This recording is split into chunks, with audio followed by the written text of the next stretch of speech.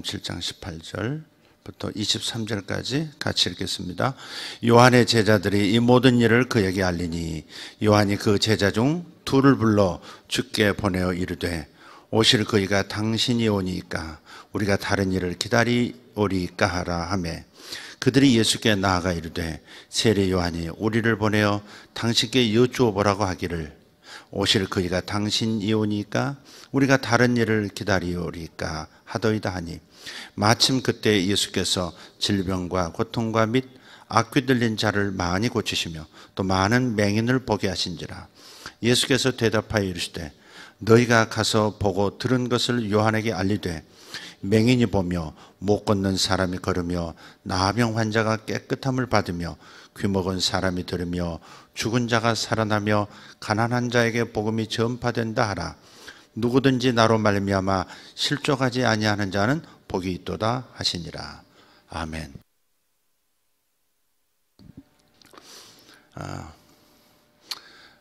사람은 아무리 믿음이 강한 것 같아도 의심에 빠질 때가 있습니다.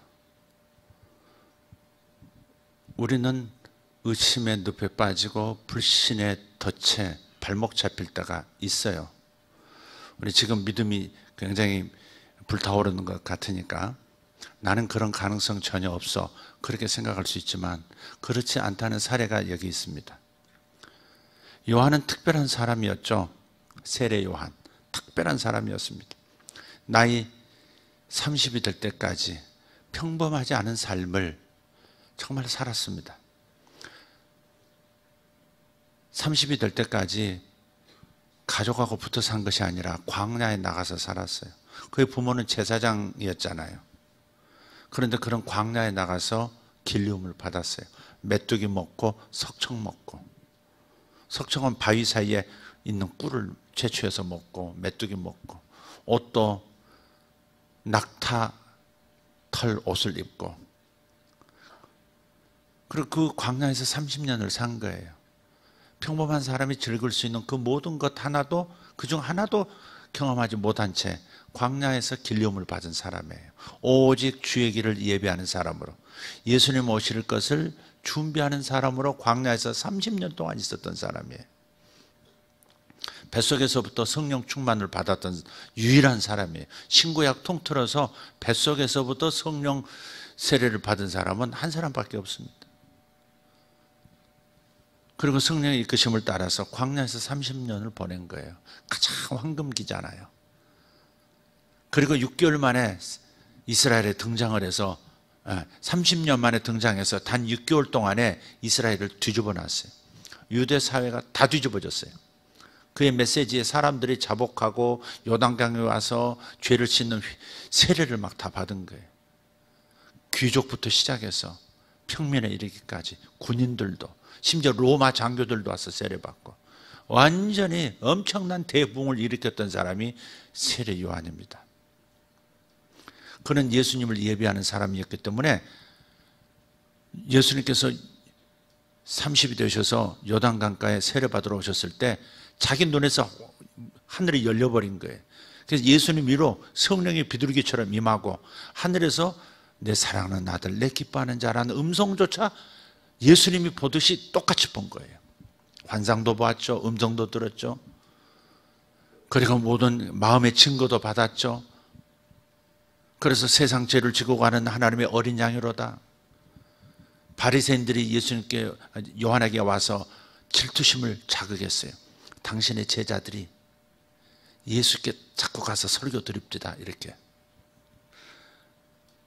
열받는 얘기죠.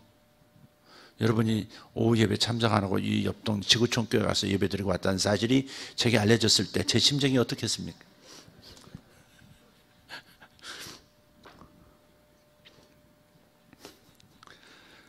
그리고 그 다음 주에는 이제 할렐루야 가서 또 예배 드리고, 그리고 바쁜 일이 있어서 제가 못 왔다고 이렇게 말할 때 뒤집어지겠습니까? 기쁨이 넘치겠습니까? 우리 요한이 말이죠, 정말 가슴이 아팠을 거예요. 사람들이 와서 예수님께 모이는 사람들이 더 많다고, 여러분이 저한테 와가지고 지구촌 교회는 저렇게 교인이 몇만 명 된다는데 우리 교회는 왜 이렇습니까? 자꾸 저한테 그렇게 얘기하면 제가 기쁨이 넘치겠습니까? 씁쓸하겠습니까? 바로 건너편에. 근데 예수님, 요한한테 사람들이 와가지고 당신이 내게 세례받는 사람보다 예수에게 세례받는 사람들이 더 많습니다.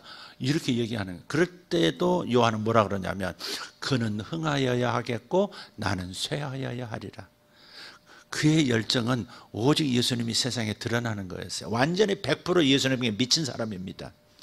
완전히 자신의 사역의 전부, 자신의 생명의 전부가 예수가 세상에 드러나는 거였기 때문에 그분이 알려지시고 그분이 높아지시는 것이 자신에게 행복이었던 사람이에요.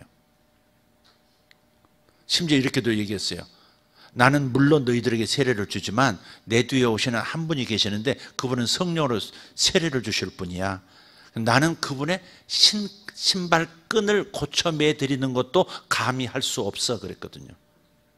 그분의 신발끈도 감히 만져서 고쳐드릴 수 없는 그런 분이시라고, 그분이 확실히 메시아시고 하나님의 아들이시고 이스라엘의 구원자인 것을 확신했던 사람이 세례 요한이에요.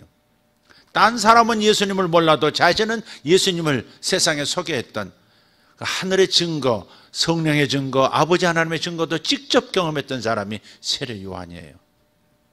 그런데 요한에게 문제가 생기기 시작했어요. 의심이 들어온 거예요. 그분이 그분이신가? 의심이 들어왔단 말이에요. 왜 그랬을까? 잠언 13장 12절을 보면요, 그런 말씀이 있어요. 소원이 더디 이루어지는 것이 마음을 상하게 한다 그랬어요. 소원을 이루는 것은 생명나무고 소원이 더디 이루어지는 것은 사람의 마음이 상하게 된다.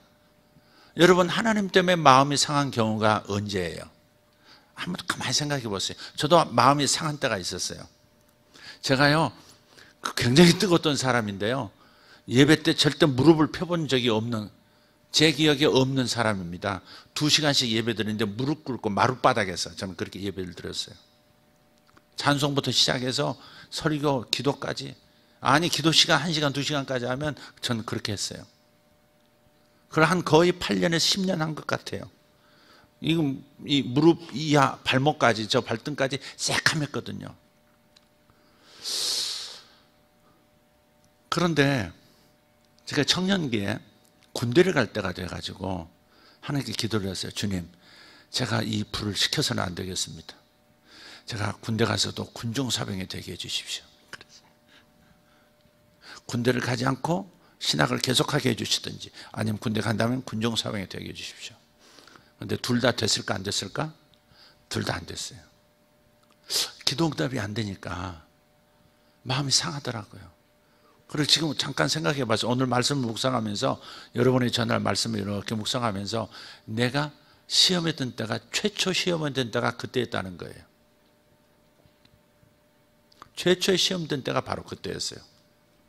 아, 하나님께서 내 소원을 들어주시지 않았구나. 그러니까 소원이 더디 이루어지면 사람의 마음은 상하거니와 그랬어요. 그러니까 여러분, 이 대목에서 조심하셔야 되는 거예요. 요한이 바로 그 대목에서 걸린 거예요. 요한은요, 예수님에게 100% 미친 사람이라니까요. 자기 목숨보다도 더 소중했던 것이 예수님의 나타나심, 세상에 드러나시고 영광 받으심이었다니까요. 그런데 이 사람은, 이 담대했던 사람이요, 정말 겁이 없었던 사람이에요. 그래서 그때 당시 왕이 자기 남동생의 여자, 그러니까 제수 씨를 데려다가 자기 아내를 삼아버렸어. 왕의 권세로. 이런 미친놈이 있나. 하여간 자기 동생 제수 씨를 데려다가 자기 와이프를 삼아버렸다니까. 그게 살로메야, 살로메. 근데 그것을 도저히, 이 불경한 일을 이 하나님의 나라에서, 하나님의 지상의 하나님 나라인 이스라엘에서 있을 수 없는 일이라고. 그래서 이 여우야 그러면서 이제 공격을 했어요. 어찌하여 동생의 아내를 데려다가 아내를 삼느냐. 막 폭탄을, 그야말로 선지자 노릇을 했단 말이에요. 그 일로 인해서 결국 빌미를 잡혀서 투옥됐습니다. 학자들이 연구하기로는 6개월에서 2년 정도 감옥에 있었답니다. 6개월에서 여러분 지금 감옥이라는 것도요 참 힘든 것이잖아요. 제가 저 고가도로 타고 가면서 자, 저 꼭대기층에 두 대통령이 있는데 참 그 지나가 다닐 때마다 수서간도로 다닐 때마다 씁쓸한 거예요. 이 상황 자체가 씁쓸한 거예요. 어떻게 전직 대통령 두 사람이 나란히 저 건물에 들어가서 저 구치소에서 교도소는 아닙니다. 아직 재판이 진행되는 중이니까 저기서 있다고 하는 것이 이거 얼마나 비참한 일인가 이런 생각이 들더라고요. 그런데 고대 시대에 감옥이라는 것을 한번 생각해 보세요. 그것도 왕을 공격했다가 지금 잡혀 들어갔어요. 그 감옥 안에서 무슨 일이 벌어지는지 언론사도 없고 기자들도 없는 그런 시대에서 과연 어떤 생활을 보냈을까 한번 상상을 해보라고요. 이루 말할 수 없는 모욕, 이루 말할 수 없는 고통을 겪었을 겁니다. 그 안에서 다른 사람을 만날 수도 없고 겨우 다 지도자가 스승이 감옥에 갇혀서 반역죄로 들어가니까 사람들이 다 떠나죠. 사람들이 떠나는 거예요. 그래서 겨우 곁에 남아있는 가장 가까운 제자 둘 면회 왔는데 어쩌다가 면회가 됐어요. 그래서 이제 감옥 안에서 이게 몇 년, 어느 정도 시간이 지났는지 모르지만 예수님께 이런 질문을 하라고 예수님께 보낸 거예요. 그 제자 둘이 가서 오실 그이가 당신이 맞습니까? 아니면 다른 분을 기다려야 하는 겁니까? 이렇게 질문한 거예요. 아니 예수님이 메시아시라고 이스라엘을 소개했던 여인이 낳은 자 중에 가장 위대한 선지자라고 하는 그 세례 요한이 하나님의 아들을 직접 알아보고 소개했던 그 사람이 당신이 그분 맞습니까? 딴 분이 아닙니까? 이렇게 말하는 지금 의심이 들어온 거예요. 이런 사람이 이런 의심에 빠질 수 있다는 것을 생각해 보자고요. 우리는 여러분은 그리고 저는 절대 그럴 리 없겠다고 그렇지 않습니다. 여러분 그렇지 않습니다. 그래서 요한이 모든 그 쌓아왔던 신앙이 그냥 무너지고 있는 거예요. 감옥 안에서 오랫동안 응답이 되지 않은 채 그리고 언제 사형당할지도 모르는 상황에 처해서 고통을 겪다 보면 사람은 지쳐가고 그러면 피곤이 오고 영적 피곤이 오고 낙심이 들어오는 거예요. 그리고 의심하기 시작해요. 불신의 중력이라는 것은 참 이로 말할 수 없이 강한 겁니다. 여러분 중력이 항상 작동하고 있잖아요. 중력이라고 하는 거 있으니까 지구에 이 생명의 삶이 가능하잖아요. 나무도 곱게 자라는 것은 중력 때문에 그러죠. 만약 중력이 끌어당기는 힘이 없으면 안 넘어지려고 중력에 직수직으로 서는 나무들은 나타나지 않을 거예요. 중력이 없어지면 전부 풀처럼 들어 눕고 마치 칡넝굴처럼 막 맘대로 자랄 겁니다. 생명세계가 제대로 이루어지겠어요? 중력이 당겨주지 않으면 갑자기 코끼리가 공중으로 날아다니기도 하고 고래가 갑자기 물가로 나와서 말라 죽기도 하고 별일 다 생길 겁니다. 중력이라고 하는 것이 항상 있죠. 중력이 있기 때문에 여러분도 안정적으로 지금 지표면에 이렇게 여러분이 앉아서 하나님 말씀을 듣는 거잖아요. 그런데 이 중력이라고 하는 것이 불신이라고 한번 생각해 보자고요. 의심과 불신이라는 중력은 항상 있는 거예요.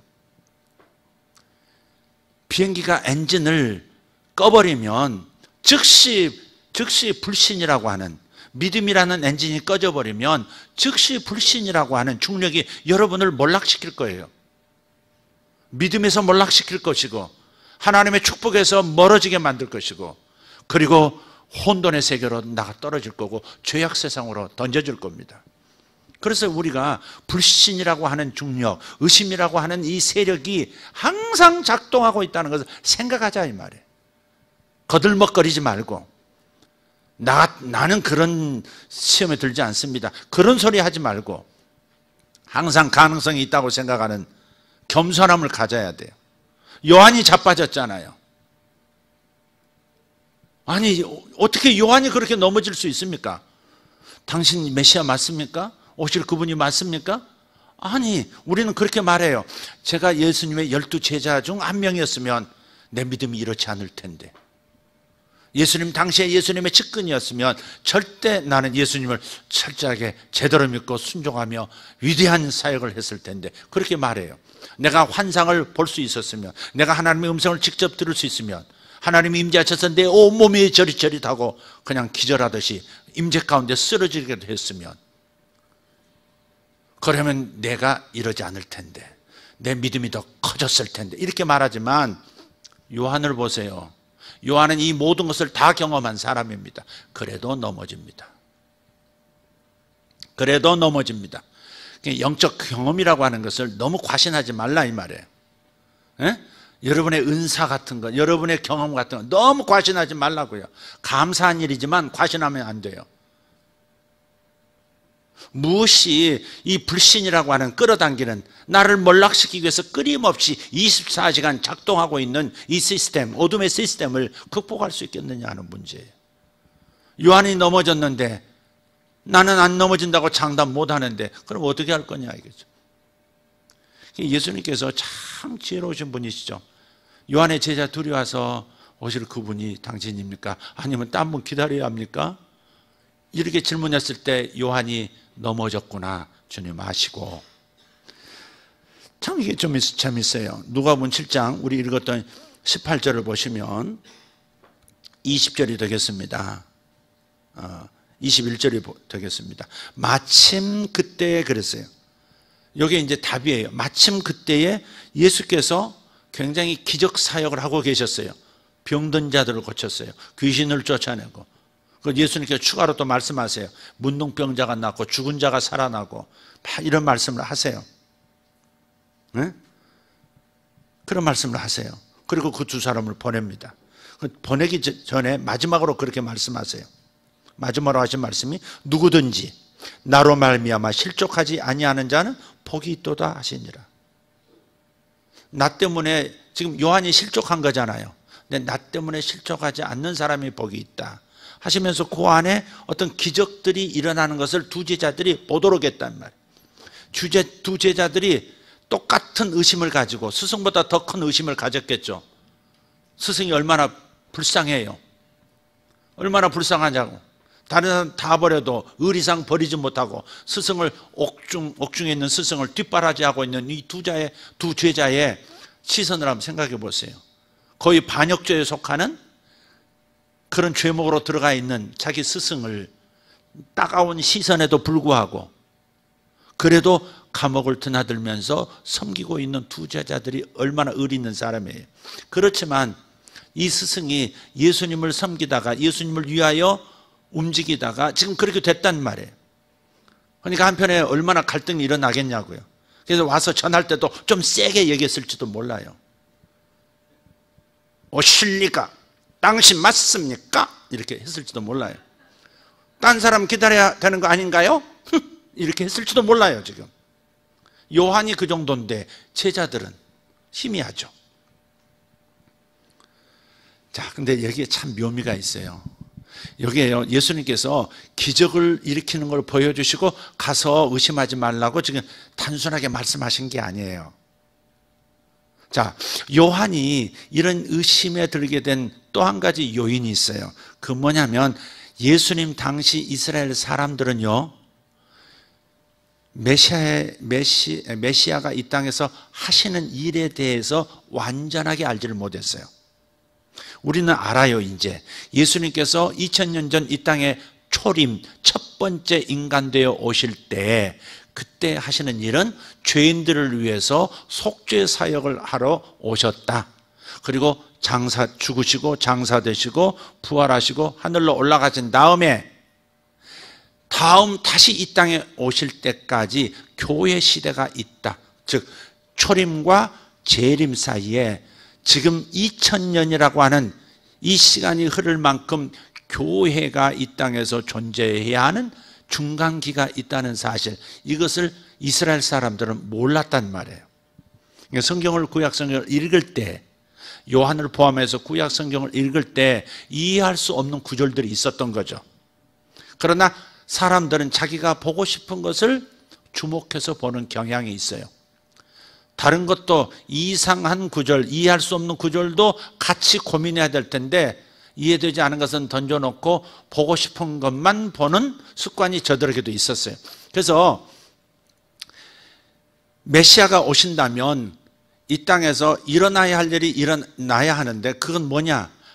심판주가 되어서 로마의 폭정으로부터 이스라엘을 구원하고 온 열방이 이스라엘이 메시아의 나라인 것을 선포하고, 그래서 이스라엘 국가가 세계에서 우뚝 선 나라가 되도록 회복하는 것이라고 생각한 거예요. 그런데 예수께서 그 일을 안 하시는 거예요. 그냥 개인 사역만, 예수 믿게만 만들고, 병만 고치시고, 죽은 자만 살리시고, 하나님 나라 복음만 전하시고, 학정을 일삼는 로마와 헤롯 왕궁에 대해서는 아무런 조치도 취하지 아니하시고, 계속해서 자신은 감옥에 갇혀 있고 정의는 이루어지지 않고, 그게 이사야 61장에 있는 말씀이거든요. 한번 찾아보죠. 이사야 61장 1절 2절입니다. 여러분, 오늘 졸음이 오시면 의심에 빠질, 의심의 불신의 중력에 끌려 내려가고 있는 중이라는 것을 생각하시면서 깨어나시기를 바랍니다. 자, 1절 2절. 주 여호와의 영이 내게 내리셨으니 이는 여호와께서 내게 기름을 부으사 가난한 자에게 아름다운 소식을 전하게 하려 하심이라. 나를 보내사 마음이 상한 자를 고치며 보로된 자에게 자유를, 갇힌 자에게 노임을 선포하며 여호와의 은혜의 해와 우리 하나님의 보복의 날을 선포하여 모든 슬픈 자를 위로하되. 아멘. 여기까지만 읽겠습니다. 이 구절을요, 누가복음 4장 18절 19절에서 예수님이 인용을 하시거든요. 자, 인용하는 구절을 한번, 그러니까 이사야 61장 1, 2절과 누가복음 4장 18절 19절을 한번 비교해 보겠습니다. 어떤 차이점이 있는지. 예수님의 메시아 출정식이라고 하는 4장 18절입니다. 17절부터 읽어볼까요? 시작. 선지자 이사야의 글을 들이거늘 책을 펴서 이렇게 기록된 데를 찾으시니 곧 주의 성령이 내게 임하셨으니 이는 가난한 자에게 복음을 전하게 하시려고 내게 기름을 부으시고 나를 보내사 포로된 자에게 자유를, 눈먼 자에게 다시 보게 함을 전파하며 눌린 자를 자유롭게 하고 주의 은혜를 전파하게 하려 하심이라 하였더라. 자, 지금 크게 차이 나는 게 뭐가 있어요?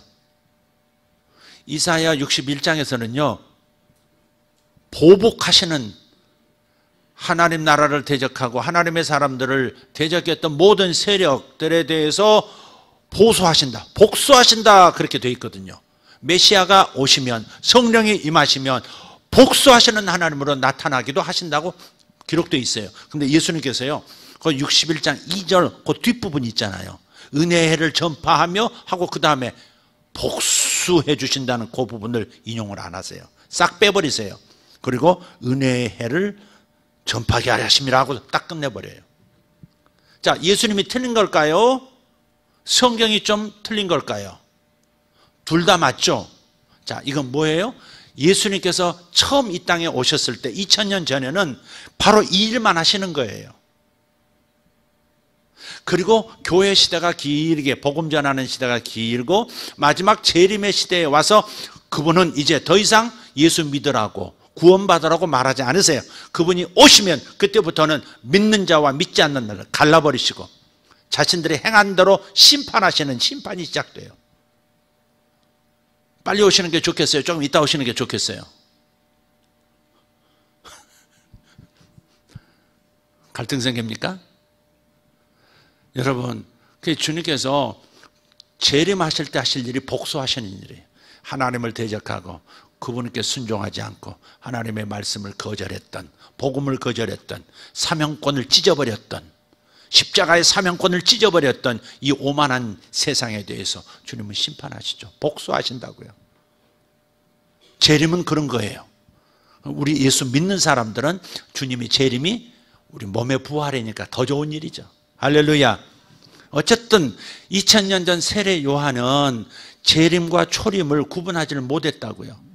그래서 감옥에 내가 억울하게 의를 선포했고 바르게 살라고 율법을 지키라고 선포했던 내가 감옥에 갇혀있는 이 상태를 돌아보지 않는 것처럼 보이는 예수님을 보면서 내가 이사야서를 읽고 이사야서에 나타난 예수, 그 메시아가 바로 예수라고 알고 소개를 했는데 보수하지 않는 하나님, 무력한 하나님의 아들로 계속 살아가고 계시니까 로마를 뒤엎을 힘도 없는 것 같고 적어도 헤롯의 폭정도 종식시킬 수 없는 연약한 메시아 같으니까 의심이 들어와 버린 거예요. 그래서 여러분 생각하셔야 돼요. 말씀의 지식으로 온전히 다져지지 않으면 아무리 신령한 체험을 했어도 언제든지 시험에 빠질 수 있고 언제든지 의심할 수 있고 언제든지 떠날 수 있어요. 그래서 여러분 말씀을 깊이 연구하고 말씀을 마음에 심으라는 겁니다. 말씀의 지식이라는 울타리가 없으면 아무리 좋은 걸 갖다 놔도 또 다시 훔쳐갑니다. 원수 마귀는. 내 체험도 훔쳐가 버리고 내가 들었던 음성도 내게 주었던 하나님의 그 은혜의 간증들도 아무 의미가 없는 것처럼 느껴지게 만들어요. 그게 마귀 불신 중력의 힘입니다. 그건 끊임없이 작동하고 있어요. 그래서 믿음의 엔진을 끄지 말라고 하는 것, 믿음의 스위치를 끄지 말라고 하는 것이 그래서 중요한 겁니다. 엔진을 끄는 순간에 그냥 중력이 작동해서 불신의 세계로 점점 추락하고 드디어는 몰락하게 되는 거예요. 방참에 몰락합니다. 그래서 이번 하나님의 말씀을 한 주간만 듣지 않아도 벌써 2주간 지나면, 여러분 한 주간 빠지면 어떻게 돼요? 2주 만에 교회에 나타나면 그런데 희미합니다. 신앙이. 꼭 가야 되나? 이런 생각도 들어옵니다. 만약 석준 한 달 빠져보십시오. 신앙 없어도 똑같네. 이렇게 되고 하나님에 대한 기억이 희미해져 버립니다. 그러니까 믿음의 엔진이 꺼져버리면 비행기는 즉시 떨어지기 시작하듯이 우리에게 지금 작동하고 있는 이 말씀에 대한 이해와 믿음을 계속 가동시키지 않으면 여러분은 언제든지 자신도 모르게 추락하고 있다는 사실이고 언제든지 삶은 몰락할 수 있다는 것을 생각해야 한다 이 말이에요. 예수님께서 요한을 회복시키신 것은 기적을 보여주심으로써 회복시키신 게 아니에요. 그 기적의 내용이었어요. 그 기적의 내용이 사실상 35장, 40장에 나타나요. 메시아가 나타나시면 이런 일을 하신다. 근데 자기가 알고 있었던 메시아에 대한 생각은 다른 장만을 보고 있었고 예수님께서 지금 보여주신 것은 메시아는 복수하시러 오시는 초림의 예수는 복수하러 오시는 분이 아니라 바로 이런 일을 하는 분이야 라고 다시 한번 말씀으로 돌아가서 말씀으로 요한이 돌아감으로써 믿음이 회복되도록 만들어 주신 거예요. 어떤 기적을 통해서 믿음을 회복시켜 주신 게 아니고 내가 하고 있는 이 일이 메시아가 이 땅에서 와서 할 일이라고 성경에 예언되어 있다는 사실을 다시 떠올리도록 만들어준 거예요. 이해가 되세요?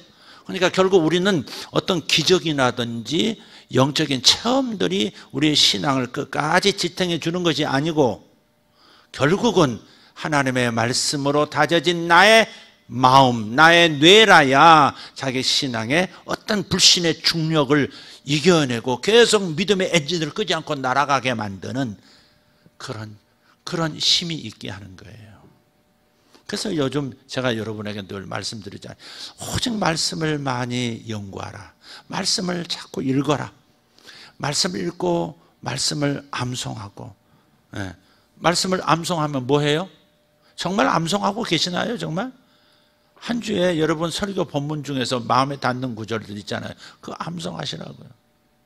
암송해요. 일단 암송하셔야 돼요. 마음에 새기셔야 돼요. 일단 마음에 새기시지 않으면 마음에 마치 이래요. 시편 우리 한번 찾아볼까요? 시편 105편 119편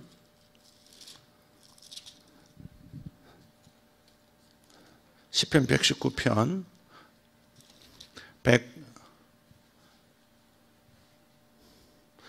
106절입니다. 105절입니다. 같이 읽겠습니다. 시편 119편 105절 시작. 주의 말씀은 내 발의 등이요 내 길의 빛이니이다. 아멘. 여러분, 주의 말씀은 내 발의 등이요 내 발의 등이래요. 근데 이건 정지 화면 같지 않습니까? 사진 한 장 찍어 놓은 것 같지 않아요?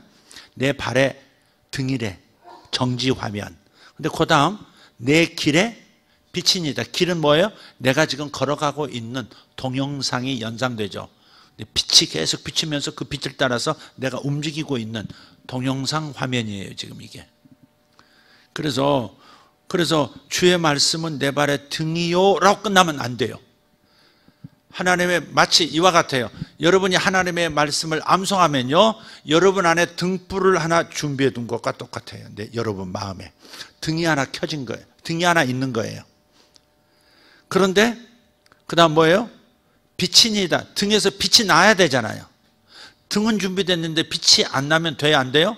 빛이 나게 하는 과정이 뭐냐면 암송한 말씀을 소리내어 묵상하는 거예요. 이 단어들은 자꾸 말씀드렸기 때문에 반복하지 않겠습니다만은, 묵상이라는 단어는 입으로 소리내어 하나님의 말씀을 읊조리는 거예요. 기도를 하든 선포를 하든 하나님의 말씀을 반복해서 말하는 거예요. 여러분, 뇌 사진을 찍어보면요, 사람이 뭔가를 생각하고 있으면 어느 부위가 활성화돼서 빛이 나요. 빛이. 그러니까 일종의 뇌신경 쪽에 물질이 공급되고 화학적인 반응이 일어나고 전기적인 현상이 일어나면서 어느 부위가 빛이 이렇게 나요. 실제로 빛이 납니다. 뇌 사진을 찍으면. 어느 부분이 활성화되면서 거기에 빛이 쫙, 마치 밤하늘에 서울시에 불 켜지기 시작하는 그 광경처럼 말이죠. 롯데월드 그 탑에 올라가가지고 내려다보면 불 켜지기 시작하잖아요. 꼭 그런 것처럼 뇌가 이렇게 까만데 빛을 발하기 시작해요. 뇌 영상 촬영 기술이 그걸 이렇게 찍어내요. 그런데 사람이 그 생각을 말로 하기 시작하면 확 그 빛이 더 강렬해집니다.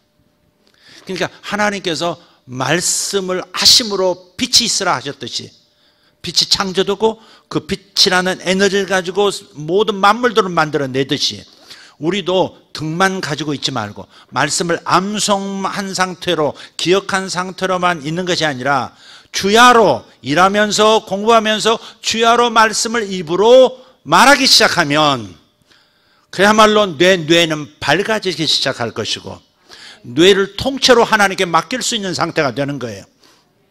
거기에는 죄가 끼어들 수가 없고 말씀의 빛이 어둠이라는, 죄라는 어둠을 몰아내고 악한 영의 침투를 몰아내는 역사를 하고, 지혜 없음, 무지함, 영적 나태함 이런 것들이 떠나가면서 오히려 영적인 빛이, 영적인 활력이 일어나기 시작하는 거예요. 그래서 암송한 상태로, 즉 말씀을 마음 안에 등으로 놔둔 채로만 있지 말고, 그 다음 어떻게 해야 돼요? 주야로 걸으면서 내 길에 빛이니이다, 그렇게 만들어야 한다 이 말이에요. 그래서 소리내서 말씀하시는 것이, 소리내서 묵상하는 것이 여러분에게 최고의 복입니다. 하나님의 말씀을 천사들이 기다리고 있어요. 누군가가 이 땅에서 하나님의 말씀을 말하기 시작하면 천사들은 그 말씀을 이루기 위해서 대기하고 있다고요. 그러니까 내 뇌가 달라질 뿐 아니라 바깥에 있는 천사들이 나를 돕기 위해서 그 말씀을 듣고 움직이기 시작하고, 만물도 하나님의 음성을 들을 귀가 있어서 빛이 있으라면 있었고, 물이 갈라져라면 갈라졌고, 그리고 수목은 생겨나라면 생겨났고, 그러듯이 하나님의 말씀에 의해서 창조 사건이 일어났듯이 만물들은 하나님의 음성은, 조물주의 음성을 들을 수 있는 거예요. 사람의 말을 만물은 들을 수는 없어요. 그러나 하나님의 말씀은 만물은 듣는다 이 말이에요. 참 이상한 시스템이죠. 이게 하나님의 말씀 안에 무언가가 있는 거예요. 하나님의 말씀 안에 무언가가 있어요. 그래서 믿음은 들음에서 나며 들음은 그리스도의 말씀으로 말미암았느니라 했듯이, 말씀을 들려줄 때 그에게 기적이 일어나고, 말씀을 내게 들려줄 때 내 뇌 안에서 일어나고, 내 몸 안에서 기적이 일어나고, 내 삶에서 기적이 일어나고, 내 주변의 만물들이 반응하기 시작하고 천사들이 움직이기 시작하는 거예요. 그래서 하나님께서, 우리 예수님께서 요한을 그 의심의 상태, 중력에 붙잡힌 추락해가는, 몰락해가는 그의 내적인 상태를 보시고 결국은 다른 기적 자체, 맹인이 눈 떴느니라, 저른바리가 나았느니라, 나병도 나았느니라, 이걸 지금 내가 기적 일으키고 있는 사람이라는 것을 알리라는 말이 아니라 기적을 일으키는 이 얘기가 네가 읽었던 이사야의 나의 모습으로 기록되어 있으니 흔들리는 네 의심을, 내 마음을 다시 말씀을 통해서 다시 확신하라, 그 말이죠.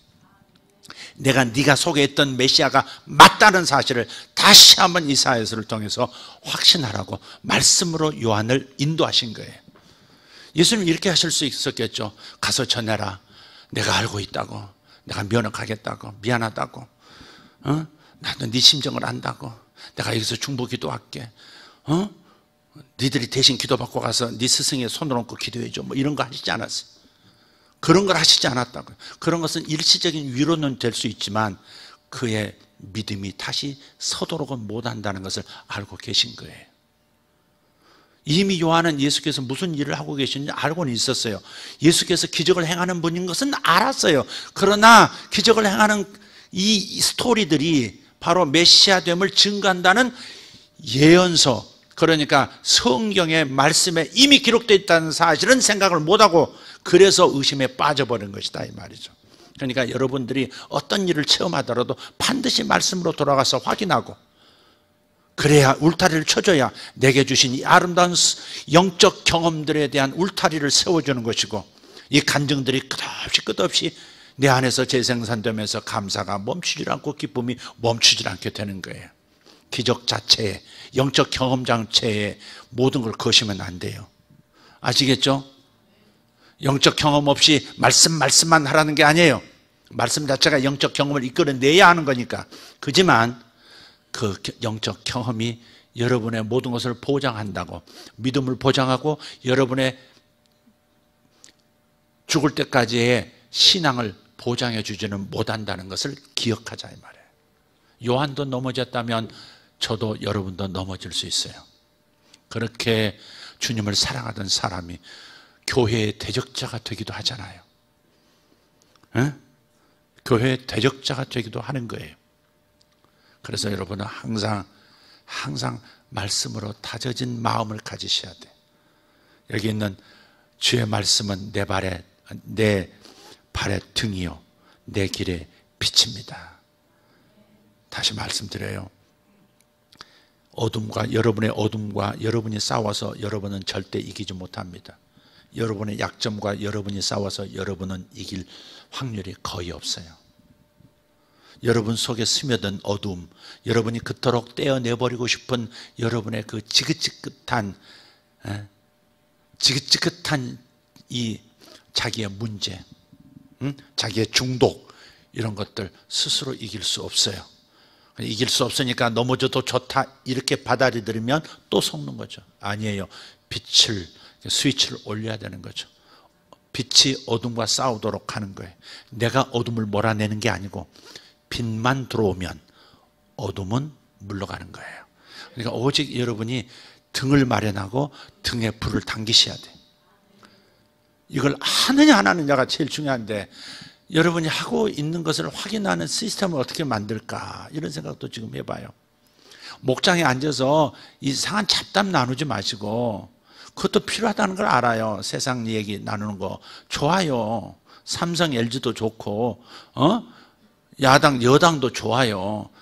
근데 정말 교회 와서 이 한 번의 시간에 성도의 교조 속에 하나님 말씀을 얼마나 서로 암송하고 있는가, 그리고 이것을 얼마나 소리내어 묵상함으로써 자기 영혼의 등불을 켜서 어둠이 들어오지 못하도록 하고, 그리고 하나님의 복이 임하도록 하고 있는지를 서로 확인하는 시간이 돼야 한다, 이 말이에요. 목자들의 역할은, 목자가 서로 못한다면 예비 목자라도 지금 말씀을 좀 더 나눕시다, 암송합시다. 우리 좋은 본인데, 우리 청년 김성민 목자, 청년 목자가 자기 돈 써가면서 아주 비싼 거 선물 다 준비해가지고 암송하고 그걸 확인하고 했으면 선물도 주고 막 이러더라. 자기 돈 투자하더라고요. 그중에 신랑감이 있나? 왜 이렇게 또 막 돈을 막 쓰더라고요, 이렇게. 응? 눈치채지 않게 그 사람한테 뭐 은근히 좋은 걸 주고 뭐 그런지 난 잘 모르겠어, 성미. 근데 열심히 선물도 주고 그렇게 하더라고요. 여러분, 왜 다른 목장 그렇게 하는 분들 계신, 죄송합니다 하시는 분들이 있으면 내가 못 봐서 그런 거니까. 여러분, 이 귀한 시간에 세상사 나누는 거 지금 그럴 시간이 없다니까. 여러분이 빨리 등불을 켜셔야 된단 말이에요. 여러분이 암송했으면 등은 준비한 거예요. 근데 정지 화면이라고. 그래서 여러분이 계속해서 말씀을 소리내어 암송하면 이것이 무슨 효과가 있을까 그렇게 생각하시면 여러분 아직 말씀의 맛을 못 본 거거든요.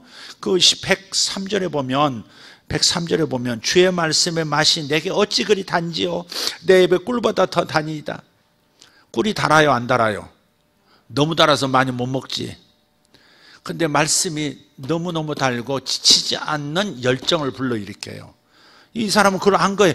주님의 말씀의 맛이 내게 어찌 단지요. 저도요, 그래요. 요즘 와서 정말 말씀을 암송하고 말씀을 이렇게 묵상해 소리내서 묵상하다 보면요, 그러면 얼마나 행복한지 몰라요. 정신이 제정신으로 돌아온다니까. 불이 켜진다니까요. 내 뇌에 불이 켜지는 걸 느껴요. 내 뇌가 불이 켜진다니까. 얼마나 내가 어둠 속에 있는지를 금방 알게 돼요. 아, 내가 그냥 쓰레기 같은 것에 치여 살고 있구나. 뭐 이렇게 쓰레기 같은 음식을 먹고 앉았지? 이게 금세 적들의 전략에 탄로가 나고 내가 얼마나 나를 방임하고 있는지, 자기 자신을 얼마나 방치하고 있는지가 금세 깨달아져요. 어떤 말씀이든지 좋아요. 한번 생각해 보세요. 여러분 잘하는 말씀 한 구절이라도 괜찮아요. 어떤 분이 신방을 갔더니, 돌아가신다고 신방을 갔더니 갔다가 오히려 위로받고 왔대요. 그분이 다 요한복음 3장 16절을 암송하시더래요. 그 병상에 누워서 하나님이 세상을 이처럼 사랑하사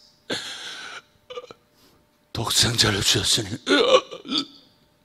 이게 막 돌아가시려고 하는데도 말씀을 암송하는데 얼굴이 환하게 빛나는데, 그 말씀 가지고 자기는 행복하고 울지 마세요. 저를 위해서 그런 기도하지 마세요.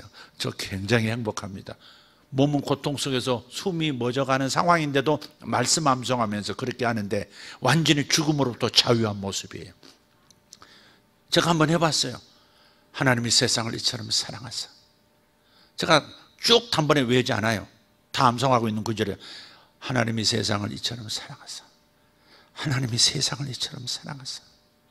하나님이 세상을 이처럼 사랑하사. 하나님이 세상을 이처럼 사랑하사. 하나님의 마음이 나타나기 시작해요. 그리고 세상을 이토록 사랑하신다는 하나님의 그 뜻을 따라서 내 마음도 통화되고 내 마음도 하나님의 그 뜻과 영의 깨닫는 바를 일치하는 거예요. 그래서 다른 사람들을 위해서, 세상을 위해서 기도하게 되는 거예요.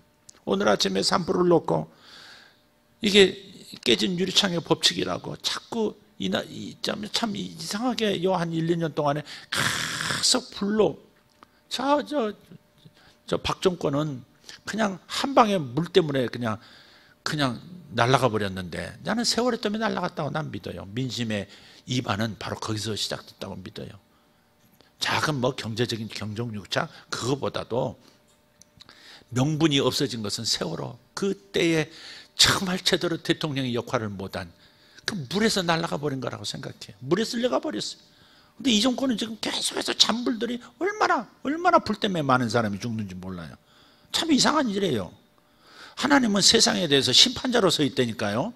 우리들에 대해서는 아버지요, 구속주요, 우리에게 유산 상속자로 서 계시지만, 세상을 향해서는, 하나님 없는 세상을 향해서는 심판자로 서 계십니다. 그들은 율법 아래에 있어요. 우리는 율법 아래에 있지 않아요. 은혜 아래에 있고 복음 안에 있어요. 그러나 저들은 마치 이스라엘 사람들이 출애굽할 때, 애굽의 심판이 내릴 때 고센 땅에 있는 이스라엘 백성에게는 아무런 심판 현상이 나타나지 않아요. 아무런 심판 현상이 일어나지 않습니다. 생명도 보호받았고, 흑암도 거기는 내리지 않고, 이상합니다. 그 고센 지역, 이스라엘 사람들만 있었던 고센 지역, 나머지는 전부 심판, 10가지 심판이 계속 임하는 겁니다. 그러니까 주님의 복음 아래, 은혜 아래 있는 우리는 항상 사랑받고 생명을 공급받고 더 풍성히 얻게 하는 이 축복 안에 있지만, 세상, 그리스도가 없는 세상은 아버지 하나님의 정의로우신 아버지 하나님의 심판 아래 있는 겁니다. 그러니까 세상에 대해서 이런 얘기하는 것을 정치적인 입장 때문에 마음 상하면 안 돼요. 여러분, 우리를 보호하시고 우리가 정말 하나님의 자녀로서 혜택을 입고 있다는 사실에 환호하시기를 바라요. 그 세상에 대해서는 하나님께서 너희들 내 땅 망가뜨리면 안 돼, 내가 만든 도시, 내가 세워준 이 나라 망가뜨리면 안 돼, 여러 가지 신호를 보내시는 거예요. 그래서 깨진 유리창의 법칙, 자꾸 같은 일이 반복되면요, 그건 깨진 유리창의 법칙이 아니구나, 좀 다르네. 계속 반복하다 어느 순간에 큰일이 일어나요. 어느 순간에 계속 같은 일을 지금 눈치채지마다고 지금 막아내지 않고 바꾸지 않으면 큰일이 일어나요. 어쩌면 이 가운데 산불이라고 하는 것은 과거도 있었지만 이런 종류의 산불은 없었어요. 계속 산불 불 하다가 큰 불이 일어났단 말이에요. 그러면 그 다음이 뭘까 하고 우리가 경성해야 되는 거고, 이 나라와 이 도시들을 위해서 어떻게 기도할까를 생각해야 되고, 여러분, 그렇게 하는 것이 교회의 입장인 거예요. 이해되셨으면 아멘 합시다. 자, 그래서 어쨌든 우리는 해야 될 일, 하나님이 세상을, 그러니까 그 산불 같은 걸 보면서도 정말 하나님이 세상을 이처럼 사랑하시는데, 하나님의 불을 일으키시는 분은 아닌데, 하나님의 사랑은 그게 아닌데, 그러나 공의는 우리들을 깨달으라고 허용하시는 부분도 있다는 사실 앞에서 우리는 두려워할 수밖에 없는 거예요. 적어도 우리가 함께 살아가는 이 땅과 이 땅의 사람들은 우리가 어떻게 챙겨내야 될 거 아니겠어요? 그죠? 조상들이 일구어 놓은 이 터가 무너지는 것은 절대 없어야 되거든요. 그래서 우리가 어떤 면에서 우리가 어떻게 기도해야, 어떻게 생각을 바꿔야 될지, 어떻게 지도자들이 어떻게 이 나라를 운영할지, 이것을 우리가 고민하지 않을 수가 없는 거예요. 거기까지만 합시다. 어쨌든 하나님이 세상을 이처럼 사랑하사 하다 보면 나도 사랑하는 마음이 불처럼 일어나고 기도하게 되고, 할렐루야. 짜증이 쉽게 나던 사람이 어때요?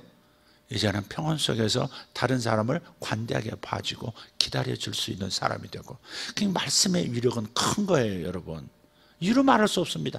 하나님이 세상을 이처럼 사랑하사, 하나님이 세상을 이처럼 사랑하사. 여기만 해도 여러분 반복하면 말씀 자체에 뭔가 지혜의 빛이 등불이 켜지는 거기 때문에, 말로 할 때 등불이 켜지는 거기 때문에 못 보던 것을 보게 된다고요. 여러분, 그러면서 여러분이 그런 기도들이, 말씀을 암송하고 묵상하는 이 과정이 여러분의 삶에 필요한 아이디어도 공급해 준단 말이에요. 하나님의 말씀은 순결하고 지혜롭다, 총명을 준다 그랬단 말이에요. 그러니까 여러분이 이 말씀을 그냥, 이 성경 말씀을 그냥 암송하고 소리내서 말하는 게 무슨 효과가 있을까? 그렇다면 여러분 맛을 아직 못 본 거다 이 말이죠. 어쩌든지 말씀의 맛을 보고, 아, 이게 단맛이구나, 더 먹고 싶다, 더 맛보고 싶다, 여기까지 가야 되거든요. 제가 여러분을 데리고 가야 될 영역이 바로 여기, 꿀맛을 느끼게 해주는 거라고요. 그러니까 제발 여러분이 시키는 대로 좀 하세요. 이건 딴 걸 요구하지 않잖아요. 우리 교회가 여러분에게 뭘 얼마나 요구합니까? 교회에서 맨날 동원해가지고 막 셀이 돌립니까? 무슨 훈련하고, 그 다음에 또 막 동원해가지고 어디 봉사, 저기 봉사, 죄종을 섬겨, 뭐 제가 막 그럽니까? 가끔 그러나 내가 가끔 밥 사달라는 얘기밖에 돼요. 내가 더 사주긴 하지만, 여러분 그런 거예요. 여러분이 할 일은 무조건 하나님의 말씀이라는 등불을 준비하는 것, 그 다음에 빛을 발하도록 묵상하는 것. 그러면 뭔가 결과가 나타난다. 아멘. 오늘 아침에 간증도 마찬가지. 또 간증들이 아주 많아요. 아주 좋은, 너무 감동스러운 간증들이 많아요. 그러나 여러분들이 모두가 그렇게 되어지기를 원한다 이 말. 딴 거 다 내려놓으세요. 시어머니와의 갈등을 해소하는 5가지 방법, 그런 거 찾지 말고 그냥 하나님의 말씀을 무조건 암송하고 묵상하시면 거기에서 지혜가 나오고, 거기에서 이상하게 다스리는 권세가 나오고, 말씀의 빛이 어둠을 몰아내기 때문에 자신에게만, 자기 생에서만 어둠이 사라지는 것이 아니라 함께 연합되어 있는 가족에게 생각 가운데서도 다 떠나갑니다. 귀신이 때를 지어서 떠나간다고. 귀신 하나만 나가는 게 아니라 2,000마리가 되는 귀신이, 가문의 귀신들이 다 줄줄줄줄 나가다가 조는 사람 속으로 쓱 들어가요. 갈까 말까 하다가 지금 싹 나간다고. 예. 막 나와가지고 이렇게 물 좋아하니 물 따라서 저 속으로 들어가 버려. 또 쓸데없는 건 내가 한다 또 주여. 이해가 되셨죠? 제가 이렇게 막 강조하면 여러분 조금 따라와 주세요. 나 이제 대놓고 물어봐야 돼요. 김인식 집사님, 암송구절 요새 암송하는 건 뭐 있어요? 무슨 선교위원장이 지금 암송을, 무슨 자기 힘으로 선교위원장 하는 거지? 잘하겠어요? 방금 타락했습니다 그랬어요? 잘하겠습니다 그랬어요? 그거 타락한 거예요? 타락했단 말은 어떤 수준에서 밑으로 떨어졌다 그 말이에요. 그게 타락이에요. 응? 예, 저기 아내 되시는 분 감시해요. 눈에다 뭐 넣거나 그러지 말고 감시, 말씀, 부부간에 서로 말씀 암송하고 진짜 암송하고 있는지, 그 말씀, 암송한 말씀을 소리내서 묵상하고 있는지, 그리고 묵상하면서 기도로 바꾸고 있는지, 여기까지만 가면 여러분 굉장한 기적이 일어난다니까. 김대영 집사님, 말씀 암송하면서 다니고 있어요? 전국 팔도강상 운전하고 다니는데 소기국 팔고 밀가루 팔고 뭐 설탕 팔고 하면서 암송하고 있어요, 안 하고 있어요? 여러분에게 문제가 있다면 여러분의 생각이 통제가 안 되고 있기 때문에 생기는 문제들입니다. 여러분의 생각이 하나님의 말씀에 의해서 통제되고 있으면 문제가 발생하지 않을 뿐 아니라 기적들이 일어납니다. 말씀은 창조의 능력이 있기 때문에, 그러니까 여러분 어떤 말씀이라도 괜찮아요. 어떤 말씀은 적절한 말씀이면 좋겠지만 괜찮아요. 하나님은 한 말씀 통해서 모든 말씀을 꿰버리시니까. 그러니까 한 말씀을 가지고 계속 반복하시고, 여기서 맛을 다 보셨으면 또 다른 말씀도 맛보시고 해서 꼭 하시기를 바라요. 아멘. 아이디어 한번 짜보세요. 우리 집사님들, 우리 머리 좋은 우리 저기 누구야? 이은주 자매님 남편 누구야? 그 돌석자 아니지? 석집사님.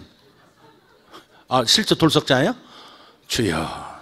근데 저 돌에 새기면 1000년도 갑니다. 그러니까 석집사님, 좀 아이디어 좀 잡아. 어떻게 하면 성도들이 말씀들을 이렇게 꾸준히 암송하고 있는지를 목사가 알 수 있을까? 한번 아이디어 좀 짜서 저한테 좀 제안을 좀 해주면 좋겠어요.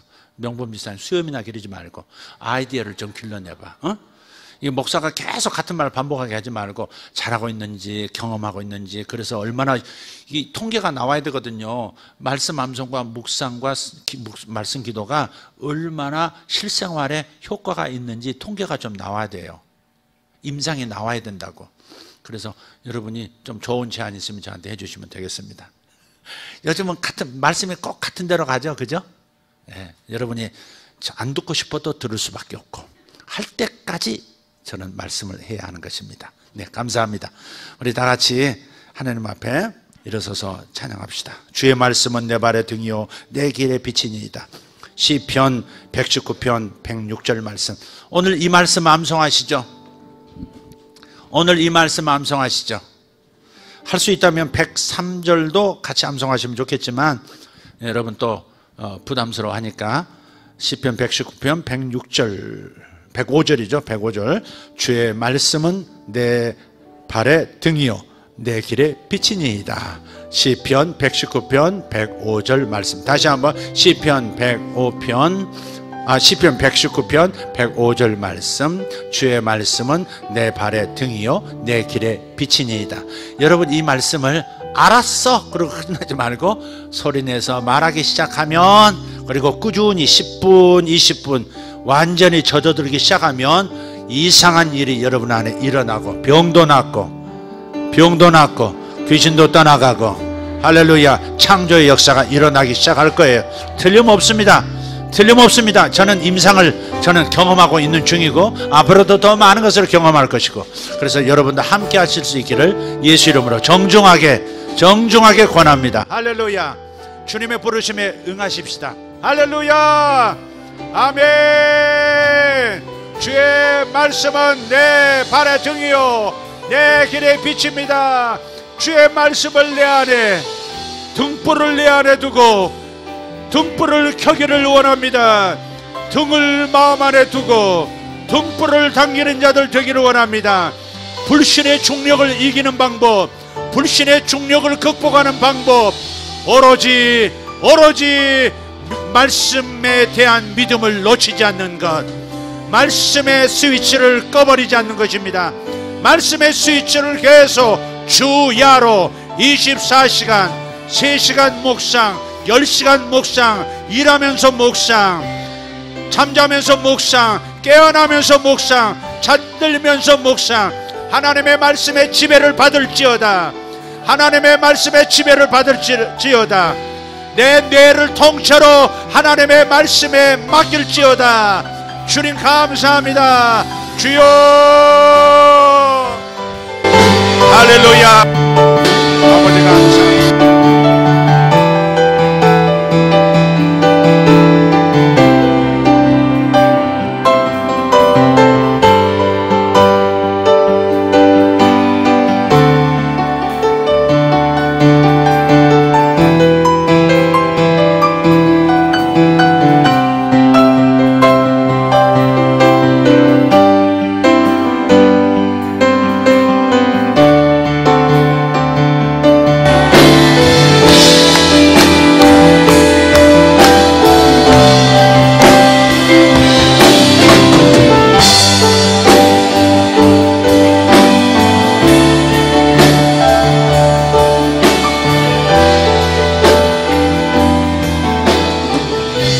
감사합니다.